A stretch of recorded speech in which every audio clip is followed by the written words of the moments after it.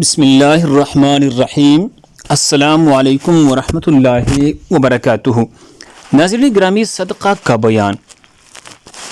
حضرت انس رضی اللہ تعالیٰ عنہ سے روایت ہے کہ رسول اللہ صلی اللہ علیہ وسلم نے فرمایا، جو بھی مسلمان کوئی درخت لگاتا ہے یا فصل بوتا ہے اور اس میں سے انسان یا فرند یا چرند کھاتا ہے تو وہ اس کے لیے صدقہ ہوتا ہے۔